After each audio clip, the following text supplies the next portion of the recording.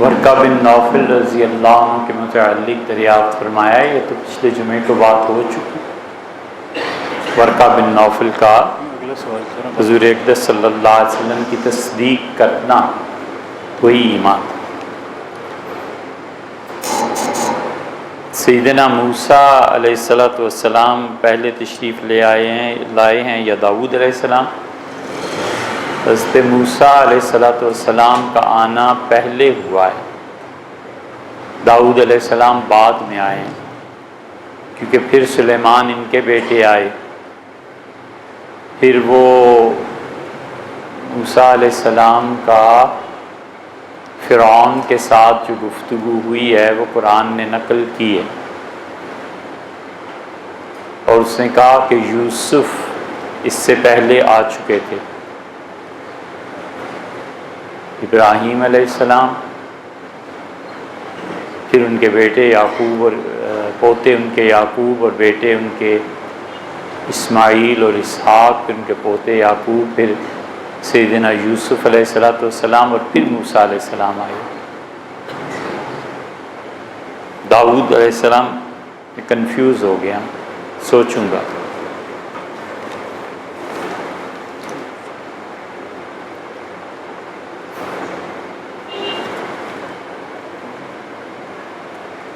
جی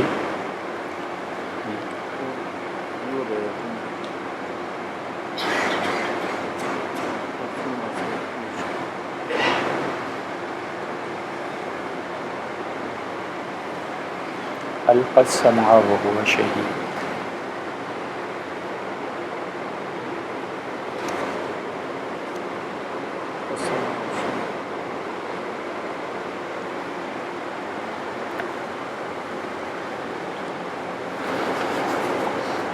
اچھا صاحب، اس شعر علامہ اقبال کے جو آپ نے تحریر فرمایا ہے اس کی تشریح آئندہ عرض کریں گے۔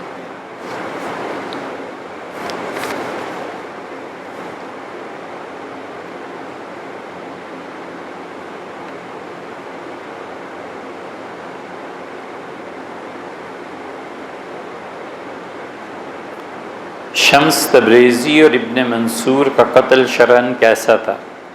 کیا شریعت میں بزرگوں کے لیے کوئی گنجائش ہے کہ وہ حالت محویت میں کوئی خلاف شرع بات کر جائیں؟ اس کی تشریح۔ شمس تبریزی کو کس نے قتل کیا تھا؟ ایسے تو نہیں ہے، شمس تو غائب ہو گئے تھے، پھر پتہ نہیں چلا کہ کہاں گئے۔ پھر یہ روایت ہے کہ شمس تبریزی میں معروم اتنے گم ہو گئے تھے کہ مولانا کے بیٹے نے مولانا کے شیخ شمس تبریزی کو قتل کر دیا۔ ایک روایت ہے، لیکن اس کا بھی کوئی ایسا ثبوت نہیں ہے۔ کہانیاں ہوں اور پھر اس میں جتنا بھی چھمبا پایا جائے وہ لوگوں کو ذرا اٹریکٹ کرتی ہیں، تو اس لیے بہت سی چیزیں محض افسانے اور گپ شپ بھی ہوتی ہے، اصل نہیں ہوتی۔ تو اس لیے شمس تبریزی گورنمنٹ کی طرف سے کوئی روایت نہیں کہ حکومت نے قتل کیا ہو، بات ہی نہیں ہے ایسی۔ زیادہ سے زیادہ یہ کہ مولانا کے صاحبزادے نے قتل کر دیا، یا پھر یہ ہے کہ مولانا گم ہو گئے، اور اس پہ بہت قوی دلائل ہیں، کیونکہ مولانا جب گم ہو گئے ہیں، شمس تبریزی آئے تھے، اور وہ در حقیقت جو چیزیں ثابت ہیں وہ شمس کی دعا تھی۔ ان کے معارف بہت بلند ہو گئے تھے، عام آدمی ان کی بات سمجھ نہیں سکتا تھا۔ اللہ تعالیٰ کی معرفت کا بہت بڑا حصہ شمس تبریزی کے ہاتھ آیا تھا۔ ان کا آپ دیوان پڑھیں، آنکھیں کھل جاتی ہیں کہ اللہ نے کیا کمال کی معرفت انہیں دی تھی۔ تو شمس دعا مانگتے رہے تو پھر انہیں الہام کیا گیا کہ فلاں جگہ پہ چلے جائیں، اور وہ ایک شخص ہے جو آپ کی باتوں کو سمجھے گا۔ تو وہ پھر آئے مولانا روم کے پاس، اور مولانا روم کو انہوں نے جو بھی چیزیں اللہ تعالیٰ نے معرفت کی سکھائی تھی جب انہوں نے بیان کرنا شروع کی تو مولانا تو چمٹ گئے پھر ان سے۔ پھر وہ ایک حجرے میں رہے ہیں، انہوں نے کہا میرے ساتھ اس کمرے میں رہو 40 دن تک۔ تو جو چلہ تھا ایک پورا وہ مولانا کو بنا گیا. اگلے دن اٹھے مولانا تو شمس تبریز غائب تھے. تو انہیں اتنی محبت فنا ہو گئے تھے، بس وہ پھر چیختے رہے، روتے رہے، بھاگتے رہے، جیسے دیوانوں کی حالت ہو. جیسے پھر شام تشریف لے گئے، جہاں کوئی بتاتا تھا کہ شمس یہاں دیکھے گئے، یہ بھاگ جاتے تھے. پھر ایک دن ان پہ ایسا آیا جب وہ واپس آئے اپنے گھر، اور انہوں نے کہا کہ اب میں خود ہی شمس ہوں، میں خود ہی تبریزی ہوں، اب میں رومی بھی ہوں اور تبریزی بھی ہوں، اور اب جلال الدین بھی ہوں اور شمس بھی ہوں. وہ ان کا معرفت اور فنا کا بہت بڑا مقام تھا. اس کے بعد مولانا نے، پہلے مولانا غزلیں کہتے تھے، پھر مولانا نے یہ مثنوی شروع کی. یہ ہوا ہے ان کے ساتھ. لیکن شمس تبریزی نے کون سا کلام ایسا کیا ہے جو شریعت کے خلاف تھا؟ ہمارے علم میں نہیں. ممکن ہے جناب والا کے علم میں ہو تو آئندہ اس شعر کو لکھ دیجیے، آپ کا احسان ہوگا. ہمارے علم میں نہیں ہے کہ شمس نے کبھی کوئی ایسی بات کی ہو جو شریعت کے خلاف. وہاں اور ان کے بھی ایسے ہی ہے مثنوی میں. مولانا نے جو باتیں بھی کی ہیں قابل توجیہ ہیں. ایک اصول کی بات سمجھنی چاہیے جو بہت جگہ پہ کارگر ہوتا ہے، کہ آدمی کبھی جذبات میں آ کر ایسی بات کہہ دیتا ہے جس کا ظاہر کفر کا ہوتا ہے، مگر مفتی اس پہ کفر کا فتویٰ لگا بھی نہیں سکتا، اور قاضی اس کی اس بات کو حقیقت جان کے اس پہ اپنی قضا بھی نافذ نہیں کر سکتا. آدمی کبھی ایک ایسی بات کہہ دیتا ہے جس کا ظاہر کفر پہ مشتمل ہے، لیکن مفتی اس پہ فتویٰ دے سکے اور قاضی اس پہ قضا نافذ کر سکتے، ہو نہیں سکتا. کتنی مثالیں اس کی چاہیے، غالباً ایک دو کافی ہوں گی. خود حضرت رسالت مآب صلی اللہ علیہ وسلم نے فرمایا، وہ توبہ کی حدیث آپ سب نہیں سنی ہوگی، اس کو کیا دہرانا ہے، کہ وہ ایک آدمی سفر پہ جا رہا ہے، اس کا اونٹ گم ہو گیا ہے، تو وہ ڈھونڈتا ہے، پھر لیٹ جاتا ہے موت کے انتظار میں، اور اچانک اس کی آنکھ کھلتی ہے تو اس کی اونٹنی سرہانے کھڑی ہوتی ہے. تو خوشی کے مارے کہتا ہے کہ انت عبدی وانا ربک، میں تیرا پروردگار ہوں اور تو میرا بندہ ہے. تو اللہ کو بندہ کہنا اور یہ کہنا کہ اے خدا میں تیرا بھی خدا ہوں، اگر کوئی آدمی ہوش و حواس میں کہے تو کفر نہیں ہے تو اور کیا ہے. لیکن اس نے جذبات کے غلبے کی وجہ سے ایسی بات کی.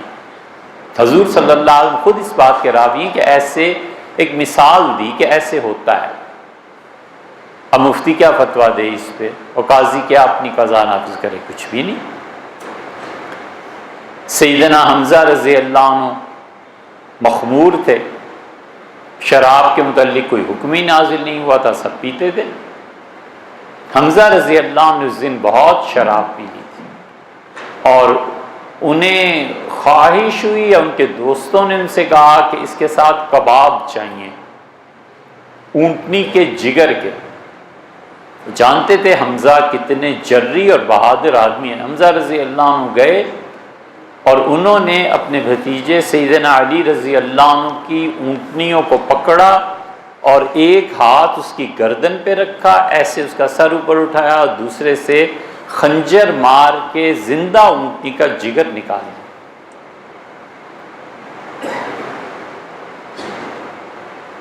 تو لے آئے وہ سیدنا علی رضی اللہ عنہ سے. سیدنا علی رضی اللہ عنہ نے اپنے دوسرے چچا یعنی حضور صلی اللہ علیہ وسلم سے شکایت کی کہ حمزہ نے یہ کیا، اس لیے کہ حمزہ، عبداللہ، ابو طالب سارے بھائی تھے نا. تو اب جب رسول اللہ صلی اللہ علیہ وسلم آئے ہیں تو حمزہ رضی اللہ عنہ نے دیکھا اور کہا تم سب میرے باپ عبد المطلب کے غلام. یہ جملہ اگر حمزہ رضی اللہ عنہ عالم صاحب عقل، شعور، دانستگی سے کہہ دیتے تو یہ تو کفر کا جملہ ہے. رسول اللہ صلی اللہ علیہ وسلم نے اس حالت کا اعتبار کیا ہے کہ حمزہ نشے میں بالکل چپ ہوئے، سیدنا علی رضی اللہ عنہ کا ہاتھ پکڑا اور واپس تشریف لے گئے. یہ اصول کی بات. اسی لیے ایک دن ہم نے عرض کیا تھا کہ جو جبر کی وجہ سے کفر ہوتا ہے ہم اسے کفر کے برابر نہیں مانتے اس کفر کے جو آدمی اپنے اختیار سے کرتا ہے۔ کفر جبر سے بھی ہوتا ہے اور کفر اس سے بھی ہوتا ہے، اپنے اختیار سے، دونوں میں بڑا فرق ہے، دونوں کو ایک نہیں مانا جا سکتا۔ تو ایک آدمی پر ہوش ہی نہیں ہے، خواب ہے، خواب اور بیداری کے درمیان کی کسی کیفیت میں ہے، شدید رنج کی کیفیت ہے، اتنا شدید غصہ ہے کہ اسے زمین اور آسمان کا فرق نہیں پتہ چل رہا۔ ان شدید حالتوں میں، نفسیاتی کیفیات میں جتنے وہ جملے کہے گا کوئی اعتبار نہیں۔ طلاق دے تو اعتبار نہیں ہے، طلاق کے بعد اس کی بیوی کو لایا جائے یا غصے کے عالم اس کی بیوی ماں کو اسے فرق ہی نہیں پتا کون ہے کون نہیں، اس سے پوچھا جائے وہ کہ مجھے یاد ہی نہیں، تو کون کہے گا کہ تمہاری طلاق ہو گئی؟ کچھ بھی نہیں۔ رہ گیا منصور، ابن منصور نہیں تھے، منصور حلاج تھے، ان کا قتل شرعاً کیسے تھا؟ اگر علماء نے اس وقت فتویٰ دیا تھا تو ٹھیک دیا تھا، صحیح دیا تھا۔ یہ نہیں ہو سکتا کہ معاشرے کو ہم بغیر نظم و ضبط کے چھوڑ دیں، اور یہ نہیں کیا جا سکتا کہ قانون میں چیز چلی جائے اور پھر وہاں جا کر سفارشیں۔ ایک آدمی کا رسول اللہ صلی اللہ علیہ وسلم نے ہاتھ کٹوا دیا تھا چوری میں، تو صحابی رضی اللہ عنہ نے آ کے کہا اللہ کے رسول مجھے بڑا افسوس ہے، تو آپ نے فرمایا تمہیں پہلے افسوس نہیں یاد آیا، میرے پاس کیوں مقدمہ لے کے آئے تھے؟ ایک اور موقع پہ بھی ایسے ہی ارشاد فرمایا تھا کہ دیکھو جب مقدمہ میرے پاس آ جائے گا نا پھر میں نے فیصلہ کرنا ہے، پھر تم ادھر ادھر کی بات مت کرو مجھ سے، نہ لاتے۔ اسی لیے حضور صلی اللہ علیہ وسلم وہ گناہ جو جذبات کے غلبے میں ہوئے ہیں اسے قانون کی گرفت سے بچاتے رہے۔ بہت بڑی بات، بہت بڑی، جو گناہ جذبات کے غلبے سے ہوئے ہیں رسول اللہ صلی اللہ علیہ وسلم قانون کی گرفت سے باہر نکالتے رہے۔ لوگوں نے آ کے اقرار کیا اللہ کے رسول میں نے شراب یہ وہ، چلے جاؤ، لوٹ جاؤ، چھوڑو، اچھا دیکھو اس کے منہ سے بو آتی ہے، کچھ بو، اچھا چلے جاؤ۔ لیکن جب اس نے قانون کی بات کی نا اور شہادتیں پوری کر دیں اپنی گناہ، اب قانون ہے۔ اس لیے منصور کا فیصلہ اگر علماء نے اس وقت کیا تھا تو کوئی چھوٹے چھوٹے لوگ نہیں تھے، منصور کے معاصرین بڑے بڑے فقہا ہیں۔ معاشرے کو قانون کی پابندی چاہیے، معاشرے کو ایک منضبط زندگی چاہیے، کیلکولیٹڈ لائف، کہ یہ ہوگا اس کی سزا یہ ہے، یہ ہوگا اس کی سزا یہ ہے۔ اور جب تک وہ قانون کی گرفت اور عدالت میں نہ آئے پھر ہزار چیزیں ہیں، پھر اللہ سے توبہ ہے، استغفار ہے، معافی، بہت چیزیں پھر مل جاتی ہیں۔ حالت محویت میں خلاف شرع بات کہیں، یہ کون سی حالت محویت اتنی طاری ہو گئی تھی؟ یہ پرانوں پہ ہوتی تھی۔ بایزید بسطامی نے کہا اس لیے کہ وہ لوگ بولتے ہی اتنا، یا تو وہ بولتے بہت تھوڑا تھے، اور یا وہ جو بات کرتے تھے ایک ایک لفظ نپا تلا ہوتا تھا، اسی لیے تو ان کے فکرے ان کے لیے بھی مشکل کا باعث بنتے تھے اور ان کے فکرے ان کے لیے راحت کا باعث بھی بنتے تھے۔ ایک فکرہ کہہ دیا تھا بایزید بسطامی نے، اب تک اس پہ بحث ہے۔ بایزید بسطامی نے کہا سبحانی، میں کتنا پاک ہوں، ما اعظم شانی، میری شان کتنی بلند ہے۔ لوگوں نے کہا سبحان اللہ، اللہ اکبر، اللہ پاک ہے اور اللہ کی شان سب سے بلند ہے، اور یہ کفر کے جملے کہہ رہا ہے، خدا کے مقابلے میں اپنے آپ کو کہتا ہے کہ میں پاک ہوں اور میری شان بلند ہے۔ صدیوں بحث اس جملے پہ ہوئی ہے۔ علم ہے، ایک میدان ہے، ایک فیلڈ ہے۔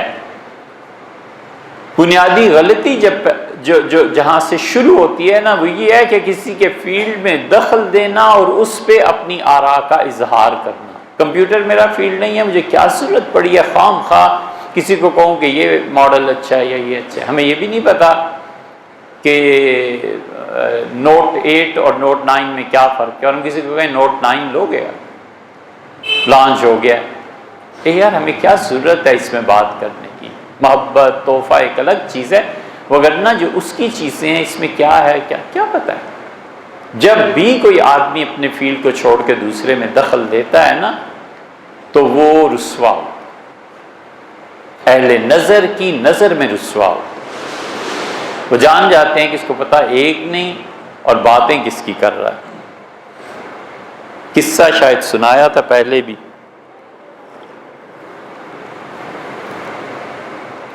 اورنگزیب عالمگیر رحمۃ اللہ علیہ کی عادت تھی، اوروں کی بھی، جہانگیر اکبر سب کی، اکبر کی کم،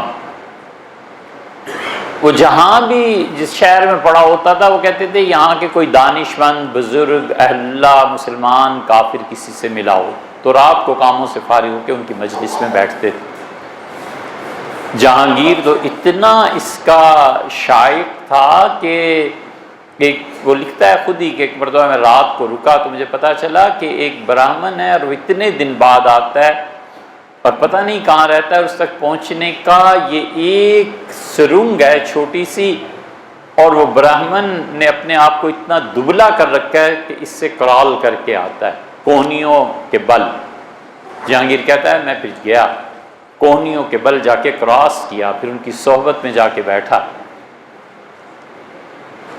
تو اورنگزیب کو رحمہ اللہ کا کوئی مصاحب کوئی دوست اسی کا حضرت اس شہر میں ایک بزرگ ہیں اور کیا کتاب و سنت پہ باتیں کرتے ہیں، سبحان اللہ، ان جیسا آدمی نہیں زمانے میں، چلے گئے۔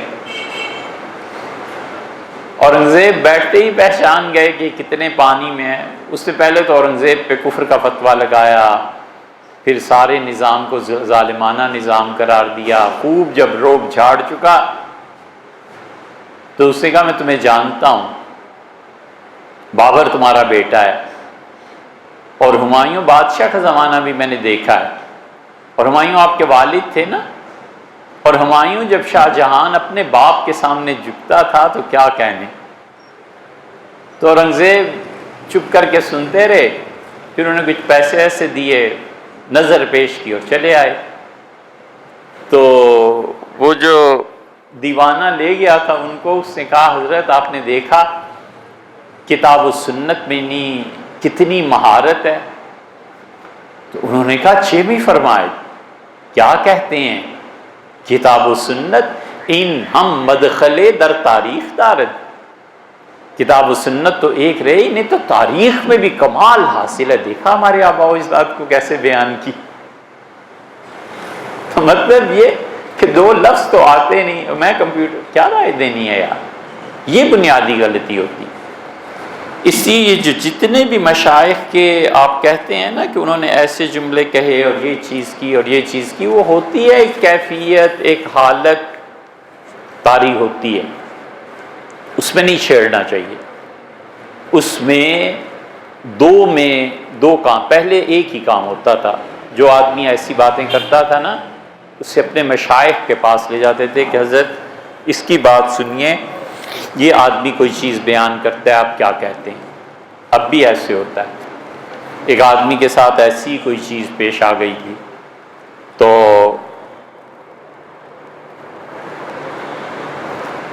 بڑا دعویٰ اس نے کر دیا تھا، تو اس کے جو بھی لوگ تھے انہوں نے میں کہا تو ہم نے کہا اسے کندیاں لے جائیں میاں والی۔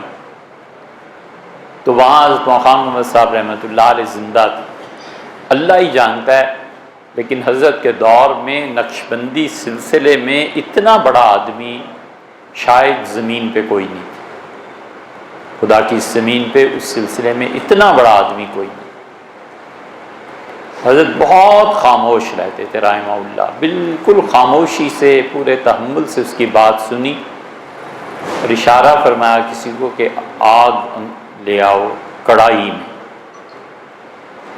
تو لکڑیاں آگ لائی گئی، تو اس سے فرمایا کہ اس آگ کو دیکھتے رہا کر، بس اور خدام سے فرمایا جب بھی آگ بجھ جائے نا اس کو آگ دکھایا تو چند دنوں میں ٹھیک ہو گیا۔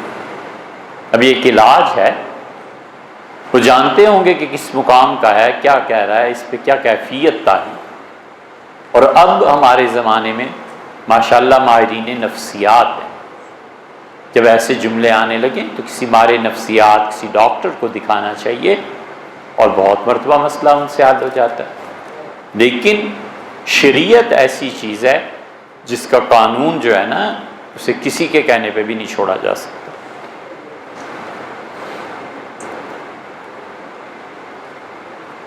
واقعہ شہادت سیدنا حسین ابن علی رضی اللہ عنہ کے 5 سال بعد کسی مسلمان نے قاتلین حسین سے قصاص لینے کا ارادہ کیا تھا۔ اس واقعے پر کچھ روشنی ڈالیے۔ جی ہاں، وہ آپ مختار ثقفی کی بات کر رہے ہوں گے، اس کا مزار بھی ابھی تک باقی ہے۔ مختار ثقفی پہ کچھ حضرات نے اور بھی سوالات کیے ہیں اور وہ پورا بیان ہے، اس کا تقاضا کرتا ہے، یعنی گھنٹہ ایک چاہیے اس پہ بات کرنے کو، یا اس سے کچھ زیادہ وقت انشاءاللہ جب بھی ریکارڈ ہوا اور اگر مناسب ہو تو آپ سن لیں۔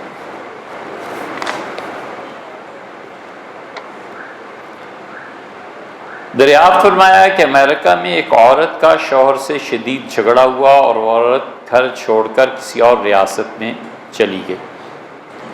وہاں انہوں نے دوسرے مرد سے نکاح کر لیا۔ اب وہ چند سال کے بعد پہلے شوہر کے پاس واپس آنا چاہتی ہیں۔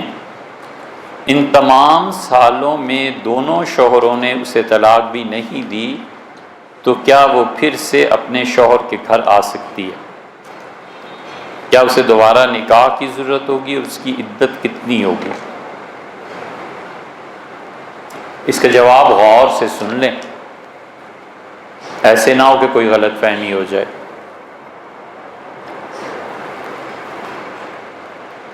کوئی بھی خاتون جب وہ دوسرے مرد سے شادی کرے گی اور پہلا نکاح اس کا قائم ہے تو یہ خالصتاً بدکاری ہے، وہ نکاح منعقد ہی نہیں ہوا۔ جب نکاح ہی منعقد نہیں ہوا تو شریعت نے صاف سا اصول بتایا ہے کہ زنا کے لیے کوئی عدت نہیں ہے، اس عورت کی کوئی عدت نہیں۔ عدت تو جب گزارے جب شوہر نے طلاق دی ہو یا شوہر کا انتقال ہوا ہو، ایسے نہیں ہوا۔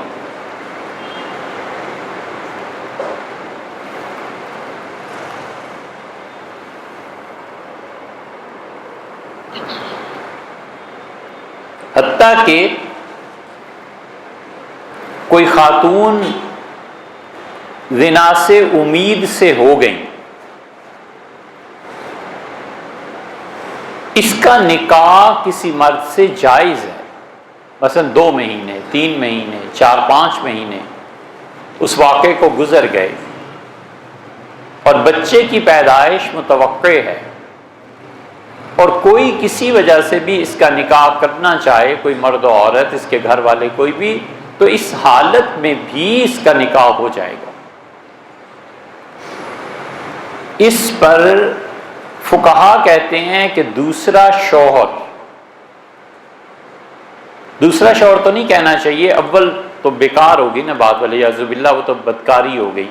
یہ جس نے بھی نکاح کیا ہے وہ اس کے قریب نہ جائے، نکاح کو جائز قرار دیتے ہیں، قربت کو وہ کہتے ہیں نہ کرے۔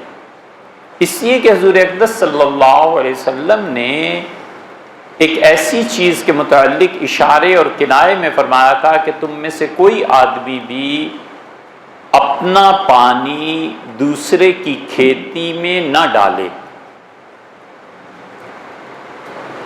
پھر اس پہ فقہا آگے بھی لکھتے ہیں اور وہ کہتے ہیں اس لیے کہ جو نکاح اس کا اصلی اب ہوا ہے نا، یہ جو پہلے جو امید ہے حمل ہے یہ تو حرام ہے سارا، لیکن اب یہ جو دوسرا یہ جو اس کا شوہر بن رہا ہے دوسرا مرد، اس کے تعلق کی وجہ سے اس بچے کے ناخن بنیں گے، یہ ہوگا یہ ہوگا یہ ہوگا۔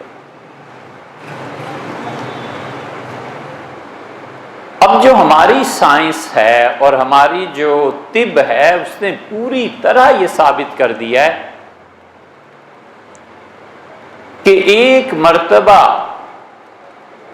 جو مرد سے اخراج ہوتا ہے وہ لاکھوں بچوں کے لیے کافی ہے. صرف اس میں سے ایک چیز ہے جو پھوٹتی ہے آسان زبان میں اور بچے کے سارے اعضاء اسی سے بنتے ہیں. جب یہ ثابت ہو گیا ہے تو فقہا نے یہ جو فتویٰ دیا ہے نا کہ نکاح ہو سکتا ہے قربت نہیں، قربت نہ ہونے کی وجہ سے یہ حدیث ہے. اور حدیث میں کیا کیا کہا گیا ہے کہ یہ جو نکاح ہوا ہے اس کے بعد اگر اس کے قریب جائے گا تو اس کے مادے سے باقی اس کے ناخن واخن بچے کے بنیں گے. یہ بات اب ہے ہی نہیں. حضور صلی اللہ علیہ وسلم نے اپنے زمانے کا ایک جملہ فرمایا، اس فتوے کو اب بدل دینا چاہیے. یہ رائے ہے جو پہلی مرتبہ عرض کر رہا ہوں کہ فقہا کو جو مسائل طب کی بنیاد پر پیش آئے تھے نا، اب طب نے بڑی ترقی کر لی ہے، اس کو بدل دینا چاہیے.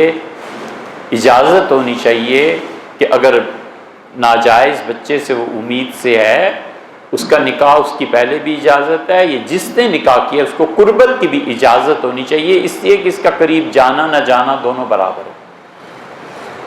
جیسے ایک مرتبہ خاتون امید سے ہو گئی اور اس کا حقیقی شوہر اب جتنی مرتبہ بھی جائے گا اس کے قریب وہ سب چیزیں ختم ہیں، کیونکہ وہ ایک چیز ایک پروسیس بچے کا شروع ہو گیا.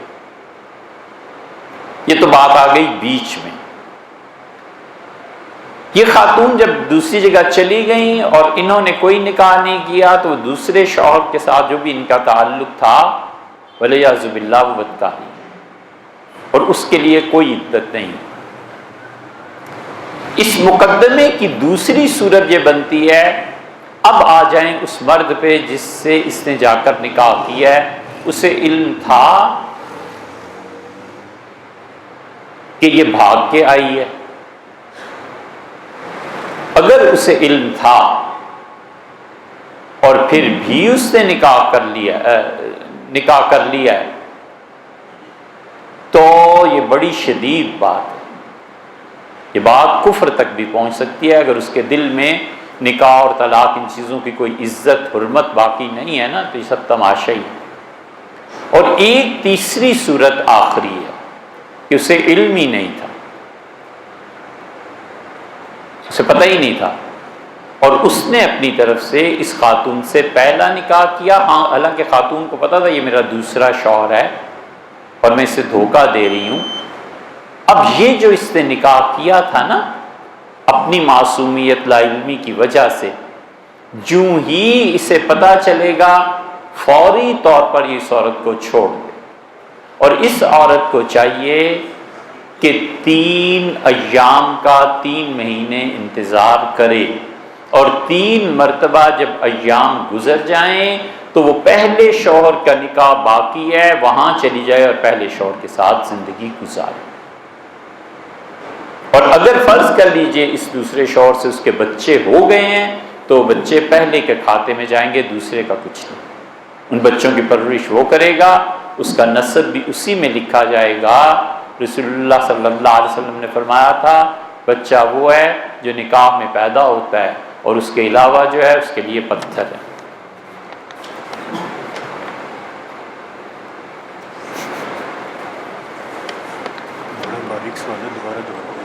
دوبارہ دہرا دیں، باریک بات ہے. 3 صورتیں بنی.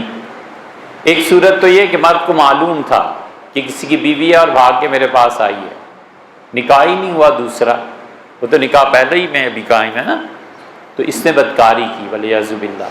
اور اسے علم تھا، اسے علم نہیں تھا، پتہ ہی نہیں تھا، اس نے سادگی سے شادی کر لی. اب عورت چاہتی ہے کہ پہلے شوہر کی طرف واپس جائے تو جو ہی وہ اپنے اس دوسرے شوہر کو بتائے گی نا کہ میرا پہلا شوہر ہے، اس دوسرے شوہر کو چاہیے کہ فوراً الگ ہو جائے. اس عرصے میں جتنی مرتبہ بھی آپس میں ایک دوسرے سے تعلقات قائم کیے ہیں، عورت گناہ گار ہے مرد گناہ گار نہیں، اسے تو پتہ ہی نہیں تھا.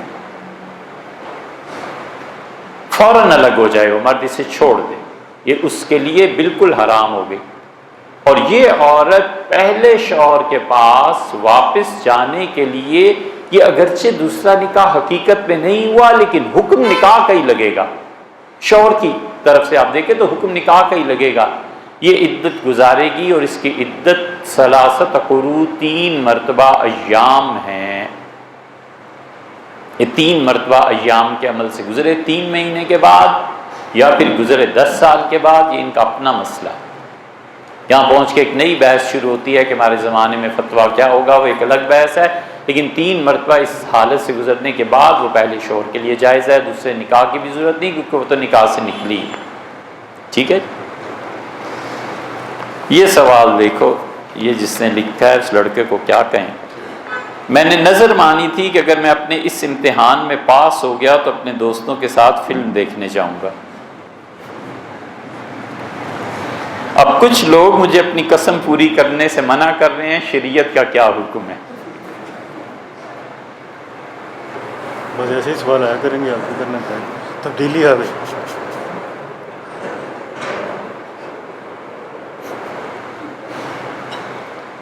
غالب یاد آتے ہیں کہ میرے قتل کے بعد اس نے جفا سے توبہ، ہائے سود پشیماں کا پشیماں ہونا۔ اچھا بھیا دیکھیں بیٹے، بات یہ ہے کہ یہ مسئلہ بہت ٹیڑھا ہے، اور حضرت رسالت مآب صلی اللہ علیہ وسلم کی زندگی میں اللہ کا شکر ہے یہ پیش آ گیا، وگرنہ فقہا کہاں جاتے۔ صحابہ کرام رضی اللہ عنہ کا یہ بڑا احسان ہے جو مسائل ان کی زندگی میں پیش آ گئے اور انہیں حل کروا لیے۔ ہوا یہ کہ ایک عورت، بنو ثقیف اور بنو عقیل یہ دونوں آپس میں ایک دوسرے کے الائز میں سے تھے، دونوں متحد تھے۔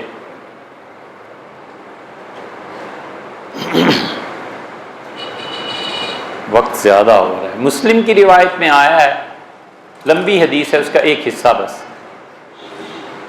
اس طویل حدیث میں یہ آیا ہے کہ کافر جو تھے انہوں نے ایک عورت کو قید کر لیا۔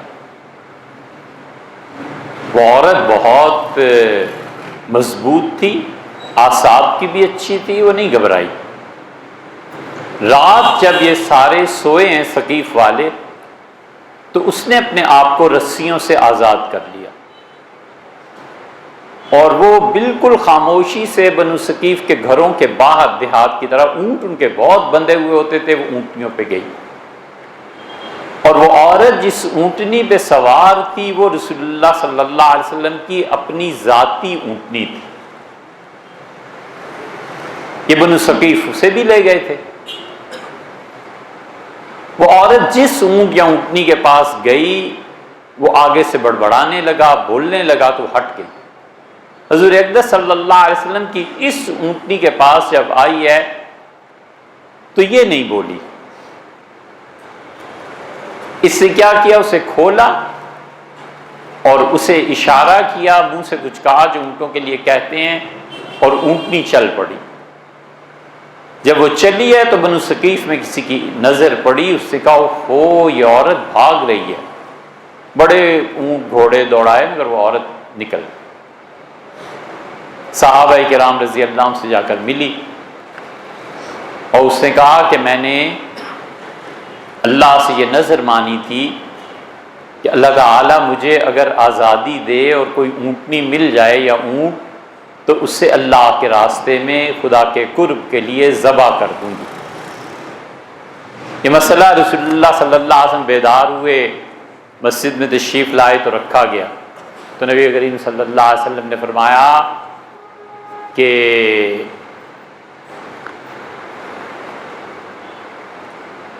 دیکھو گناہ کی نظر کوئی نظر نہیں ہے۔ دو جملے فرمائے، ایک تو یہ کہا کہ گناہ کی نظر کوئی نظر نہیں ہے، بلکہ پہلا جملہ تو یہ فرمایا کہ میری اونٹنی نے تمہیں ان کافروں سے نجات دی اور اس نے تمہارے ساتھ نیکی کی، اور اب تم اس کے ساتھ یہ نیکی کرنے چلی ہو کہ ذبح کر دو گی۔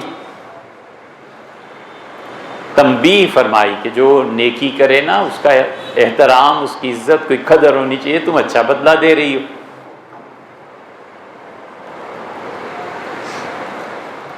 دوسرے یہ ارشاد فرمایا کہ گناہ کی نظر کوئی نظر نہیں ہے،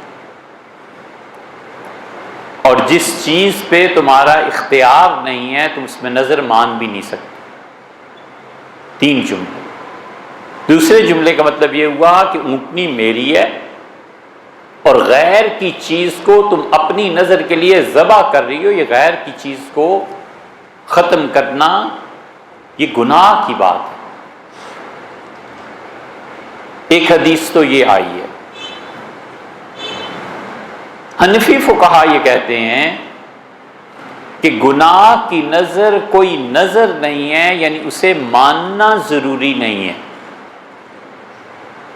اگر کوئی اس نظر کو پورا کرے، گناہ کی نظر کو، تو گناہ گار ہوگا۔ یہ نظر اصل میں اللہ سے وعدہ اس نے کیا ہے کہ میں ایسے کروں گا، تو اللہ سے وعدہ قسم ہے، قسم کا کفارہ دے، نظر پوری نہ کرے۔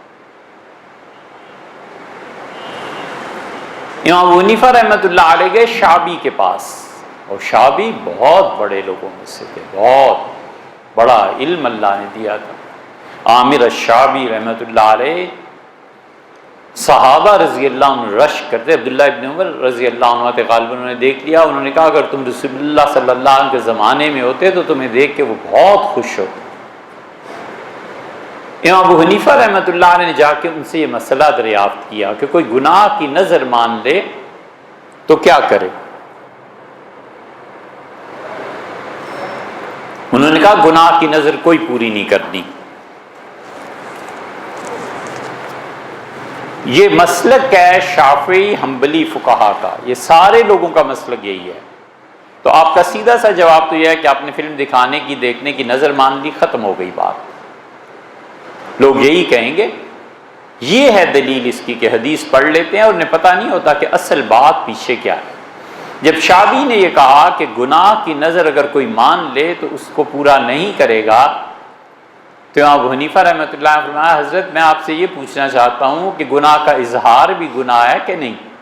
کا گناہ ہے۔ انہوں نے کہا تو گناہ کے اظہار پہ کفارہ ہے، تو گناہ پہ کفارہ کیوں نہیں؟ شعبی چکرا گئے، ان کا کس گناہ کے اظہار پہ کفارہ ہے؟ انہوں نے کہا اپنی بیوی سے یہ کہنا کہ تم میری ماں اور بہن کی طرح ہو، یہ اظہار ہے نا؟ ان کا ہاں۔ انہوں نے کہا اور اللہ کہتا ہے 60 مسکینہ 60 مسکینوں کو کھانا کھلاؤ، تو اظہار گناہ پر 60 مسکینوں کو جو کھانا کھلانے کا حکم دیا ہے تو یہ کس کھاتے میں؟ شعبی بالکل چپ ہو گئے اور کہنے لگے اسی وجہ سے تو لوگ تمہارے پاس جاتے ہیں کہ تم مسائل کو اس کی جڑ سے پکڑ لیتے۔ عقبہ ابن عامر رضی اللہ عنہ کی بہن نے قسم کھائی اور اس نے کہا اگر میرا یہ کام ہو جائے، نظر مانی، میں اللہ کے گھر کا طواف کروں گی، ننگے پاؤں اور ننگے سر جاؤں گی۔ تو رسول اللہ صلی اللہ علیہ وسلم عقبہ نے پوچھا کہ اللہ کے رسول، امام طحاوی رحمۃ اللہ نے روایت کیا ہے۔ عقبہ نے آگے دریافت کیا تو رسول اللہ صلی اللہ علیہ وسلم اپنی بہن سے کہو جوتے بھی پہنے اور سر پہ دوپٹہ بھی لے، چادر بھی لے اور جائے اور خدا کے گھر کا طواف کرے، اور کمال ہے رسول اللہ صلی اللہ علیہ وسلم 3 روزے بھی رکھے۔ یہ ہے بات۔ حنفی فقہا کہتے ہیں کہ جب اس نے گناہ کی نظر مانی اور نظر کو پورا نہ کرے تو اللہ سے وعدہ تو کر لیا نا کہ یہ کام کروں گا، قسم تو کھا لی نا، جب قسم توڑے گا تو اس کا کفارہ 3 روزے ہیں۔ حضور صلی اللہ علیہ وسلم عقبہ ابن عامر کی بہن کو جو حکم دیا تھا وہ اسی لیے کہ قسم ٹوٹی اور 3 روزے اس کو رکھنے پڑے۔ اس لیے ہمارے احناف کا موقف یہ ہے، فتویٰ اس بات پر ہے کہ جب کوئی آدمی گناہ کی کوئی قسم کھا لے، متعین کر دے کہ یہ گناہ کروں گا اور اس کو پورا نہ کرے اور حقیقت میں بھی پورا نہ کرے تو یہ اس کے ذمے قسم پڑ جاتی ہے۔ قسم کا کفارہ 3 دن کے روزے رکھنا ہے یا 10 مسکینوں کو کھانا کھلانا ہے۔ یہ ہے وہ چیز، یہ پیچیدہ بات تھی جو آپ نے پوچھی، لیکن جو لوگ قسم پوری کرنے سے منع کر رہے ہیں نا وہ ٹھیک کر رہے ہیں۔ آپ کو چاہیے آپ 3 روزے رکھیں یا 10 مسکینوں کو کھانا کھلائیں۔ اور یہ مسئلہ ہے فتح الملہم، مولانا شبیر احمد صاحب عثمانی رحمۃ اللہ علیہ نے صحیح مسلم کی شرح لکھی تھی، وہ ادھوری رہ گئی تھی۔ بڑا احسان ہے علم کی دنیا میں، حضرت مولانا تقی عثمانی صاحب نے اس شرح کو مکمل کیا ہے، لیکن جہاں وہ اس مسئلے پہ پہنچے ہیں نا، وہاں حضرت سے اس مسئلے میں خطا ہو گئی ہے، حضرت نے یہ مسئلہ صحیح نہیں لکھا۔ اس کے بعد آپ نے ایک اور سوال دریافت فرمایا ہے کہ انعامی بانڈ کی رقم جائز ہے یا ناجائز۔ دیکھیے، اس پہ ضرورت ہے کہ علماء فتویٰ دیں۔ اس کی وجہ یہ ہے کہ غالباً ناظم الدین جب گورنر جنرل بنے تھے پاکستان کے، تو انہوں نے یا اور ہوں گے، بہرحال مفتی محمد شفیع صاحب رحمۃ اللہ علیہ سے رجوع کیا گیا تھا، تو مفتی صاحب نے انعامی بانڈ کو جوا قرار دیا تھا، اور مفتی صاحب نے لکھا تھا کہ یہ سود ہے اور حرام، یا اب بھی ان کے فتاوا میں چھپا ہوا ہے، عام مل جاتا ہے۔ اس فتوے پہ غور کیا ایک ایسے مفتی، اور ایسے مفتی بھی چھوٹا سا لفظ ہے، اس آدمی کے تباہر علمی کے اور اس آدمی کی عظمتوں کے کیا کہنے ہیں، انہیں ذاتی طور پہ بھی جانتے ہیں۔ ان کا انتقال ہو گیا، اللہ تعالیٰ جنت میں ان کے درجے بلند فرمائے، اور اللہ تعالیٰ ان کی لغزشوں سے درگزر فرمائے۔ وہ بریلوی مکتبہ فکر کے بہت بڑے عالم دین، بہت بڑے، مولانا غلام رسول سعیدی تھے۔ یہ جو کاظمی صاحب رہے ہیں نا، حج کے اس معاملے میں وزیر حج رہے ہیں، ان کے والد تھے مولانا سعید کاظمی، وہ امروہہ کے رہنے والے تھے، ان کے یہ شاگرد تھے، اور یہ پڑھاتے تھے دارالعلوم نعیمیہ کراچی میں۔ بڑا علم اللہ نے دیا۔ اب تفسیر آئی ہے ان کی 20-25 جلدوں میں قرآن پاک کی، پڑھو تو پتہ چلتا ہے کہ یار اس آدمی، اس سمندر کی کوئی گہرائی تھی۔ یہ جو آپ کی روایت ہلال کمیٹی کے چیئرمین ہیں مفتی منیب الرحمان، مفتی منیب الرحمان ان کی خدمت میں جا کے دو زانو ہو کے بیٹھتے تھے، کہتے تھے حضرت یہ مسئلہ حل فرمائے، حضرت فتویٰ دے۔ مفتی منیب الرحمان صاحب کی اب تفہیم المسائل چھپی ہے، اسے آپ دیکھیں، جو تفہیم المسائل میں کتنی جگہ انہوں نے کہا ہے کہ میں نے حضرت سے پوچھا ہے، حضرت نے یہ فتویٰ دیا ہے۔ بڑے کمال کے عالم دین تھے، کراچی میں گمنامی میں انتقال کر گئے۔ کراچی کی گلیوں میں سونے والا ایک بچہ، سردیوں میں بخار اور تنور پہ جا کے صبح روٹی مانگنے والا کہ چائے دے دیں، روٹی دے دیں، اس بچے کو اللہ نے اٹھایا اور اتنا بڑا آدمی بنایا کہ ہماری گردن جھکتی ہے اس کے علم کے سامنے۔ بریلوی مکتبہ فکر میں پہلی مرتبہ انہوں نے اس مسئلے پہ غور کیا ہے، اور مسلم کی جو شرح ہے اس میں انہوں نے صفحات کے صفحات اس پہ لکھے ہیں انعامی بانڈ پہ، اور انہوں نے خلاصہ یہ ہے کہ اسے جائز قرار دیا۔ انہوں نے لکھا ہے کہ یہ جائز ہے۔ اس پہ دو آدمی، ایک مودودی صاحب نے اسے حرام قرار دیا تھا، ایک مفتی محمد شفیع صاحب رحمۃ اللہ علیہ نے، انہوں نے ان دونوں کو بھی لیا ہے، اور انہوں نے لکھا ہے کہ ان حضرات کی دلیل میں یہ کمی باقی رہ گئی ہے، اور پرائز بانڈ جو ہیں وہ جائز ہیں، کیونکہ پرائز بانڈ میں ان دونوں حضرات نے ایک طرف بینک رکھا ہے اور ایک طرف خریدنے والا رکھا ہے۔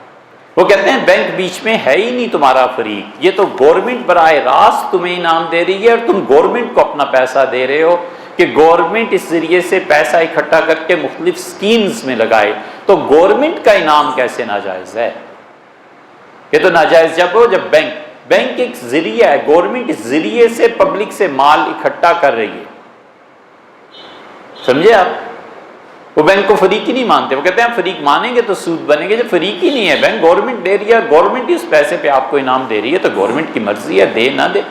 پھر اس پہ کہنا کہ گورنمنٹ سود سے دے رہی ہے، آپ کے پاس کیا ثبوت ہے کہ سود سے دے رہی ہے؟ ممکن ہے نہیں کہ یہ مال گورنمنٹ نے کسی ڈیم میں لگا دیا ہو، ممکن ہے یہ پیسہ جو تھا انعامی بانڈز کے ذریعے جو اکٹھا ہوا ہے گورنمنٹ نے تجارت میں لگا دیا ہو، ممکن ہے گورنمنٹ نے امپورٹ ایکسپورٹ میں، ممکن ہے گورنمنٹ نے ایک بسوں کی سیریز شروع کی اس میں لگا دیا، تو آپ کیسے کہتے ہیں کہ گورنمنٹ ہمیشہ سود ہی دیتی؟ یہ مسئلہ انہوں نے بڑی تفصیل سے لکھا ہے۔ اس لیے مفتی منیب صاحب سے ہم نے ایک مرتبہ پوچھا تھا تو انہوں نے کہا ہمارے نزدیک تو جائز ہے۔ بریلوی مکتبہ فکر کے عام طور پہ علماء جو ہیں وہ اسے جائز کہتے ہیں، لیکن ہمارے یہاں اسے حرام اور ناجائز دیوبندی مکتبہ فکر میں کہتے ہیں، مگر اس پہ غور کرنا چاہیے ہمارے زمان کے علماء کو، تعصبات سے ہٹ کے کہ یہ دیوبندی بریلوی فلاں فلاں، ان چیزوں سے ہٹ کے غور کرنا چاہیے تاکہ پبلک کے پاس سے کرا ہے۔ بلیوں کی خرید و فروخت جائز ہے یا نہیں؟ حضور اقدس صلی اللہ علیہ وسلم نے فرمایا بدترین مال کتے کی خرید و فروخت ہے، اور آپ نے فرمایا بدترین مال بلیوں کی خرید و فروخت کا، اور بدترین مال طوائف کی اجرت ہے۔ تینوں کو حرام قرار دیا رسول اللہ صلی اللہ علیہ وسلم نے، یہ مسلم میں آیا ہے۔ اب یہ جو کہتے ہیں نا حدیث میں یوں آیا اور حدیث میں یوں آیا، یہاں آؤ پھر۔ اسی لیے ہم کہتے ہیں کہ اساتذہ کے بغیر حدیث پڑھنے سے آدمی گمراہ ہو جاتا ہے۔ یہ ڈائریکٹ استنباط اور احکامات اور حدیث میں حضور صلی اللہ یوں اور یوں سب گمراہیاں آتی ہیں۔ یہ اس وقت کی بات ہے جب رسول اللہ صلی اللہ علیہ وسلم نے بلی کو ناپاک قرار دیا تھا اسلام کے آغاز کی، اور ان تینوں کی کمائی کو حرام قرار دیا تھا، کتا، بلی اور تیسری۔ اور پھر بعد کے زمانے میں رسول اللہ صلی اللہ علیہ وسلم نے بلی کے پاک ہونے کا حکم ارشاد فرما دیا تھا۔ فرمایا انہا طوافین علیکم والطوافات، ان بلیوں کا کیا کہنا ہے، ان میں کیا حرمت ہے، یہ تو تمہارے گھروں میں آنے جانے والے پالتو جانور ہیں۔ اور رسول اللہ صلی اللہ علیہ وسلم وضو فرما رہے تھے اور اس پانی سے بلی نے پی لیا، پھر بھی رسول اللہ صلی اللہ علیہ وسلم سے وضو کر لیا۔ اس کا مطلب یہ تھا کہ بلی کو بعد میں پاک جانور قرار دیا گیا۔ جب پاک جانور قرار دیا گیا تو بلیوں کی خرید و فروخت جائز ہو، اسے کوئی حرج نہیں۔ ابھی حال ہی میں ایک شخص نے مہدی اور خلیفہ راشد ہونے کا دعویٰ کیا، آپ اس کے بارے میں کیا کہتے ہیں؟ لے جاؤ اسے، بالکل نہ چھوڑو، مذہبی جلادوں کے پاس مہدی ہونے کا دعویٰ کر دیا نا، خلیفہ راشد ہونے، آگ لگا دو، بالکل حرام ہے جو اس آدمی کو جینے کا حق دو۔ جعلی اکاؤنٹ میں جو پیسے آتے ہیں اس کے بارے میں، اس لیے یہ مذہبی جو ٹھیکیدار ہیں نا، یہ جو مذہبی جلاد ہیں نا، انہیں سوچنا چاہیے کہ انسان کو دنیا میں جینے کا بھی کوئی حق ہے یا نہیں ہے۔ مارو گے سب کو، قتل کرو گے، اور پھر تم اپنے سے بڑے یا چھوٹے یہ خود ہی فیصلہ کریں، مذہبی ٹھیکیدار بھی اور پولیس بھی کون بڑا جلاد ہے، ان کے حوالے کرو گے۔ دیکھیے مہدی ہونے کا دعویٰ اس کا آسان حل ہے، اس کی تفصیل نہیں بیان کی جا سکتی۔ صوفیہ جو اللہ اللہ کرتے ہیں نا، تصوف میں ایک مقام آتا ہے جس مقام پہ پہنچ کے اسے غیب سے کہا جاتا ہے کہ تم مہدی ہو،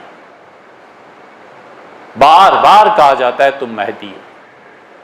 جس آدمی کا کوئی شیخ نہیں نہ ہوتا، یہاں پہنچ کے وہ دعویٰ کر دیتا ہے کہ میں مہدی ہوں، اور جوتے پڑھتے ہیں۔ اور جس آدمی کا کسی صحیح روحانی شخصیت سے تعلق ہوتا ہے، وہ مرید کو نکال کے لے جاتا ہے۔ خود میرے شیخ نے مجھ سے بیان کیا، اور یہ ان کے اب تو چھپ بھی گیا ان کے خطوط میں، انہوں نے کہا کہ مجھے بار بار کہا گیا کہ تم مہدی ہو، مہدی ہو، مہدی ہو، مجھے سمجھ نہیں آتی تھی میں کیا کروں، یہ مجھے کیا کہا جا رہا ہے۔ دو واقعات ہیں چھوٹے چھوٹے۔ حضرت رحمۃ اللہ فرماتے ہیں میں نے حضرت کو لکھا کہ حضرت چند دن سے مراقبے میں مجھے یہ کیفیت پیش آ رہی ہے کہ بار بار مجھے کہا جاتا ہے کہ تم مہدی ہو، مہدی ہو، میں کیا کروں؟ حضرت رحمۃ اللہ نے لکھا کہ آپ کے لیے خوشخبری ہے کہ آپ اللہ کی صحیح راہ پہ چل رہے ہیں، اور یا یہ خوشخبری ہے کہ آپ کے شیخ جو کچھ آپ کو بتا رہے ہیں وہ صحیح۔ اور انہوں نے ایسی توجہ اور دعا کی کہ بس اس خط کا ملنا تھا اور اس کیفیت کا زائل ہونا۔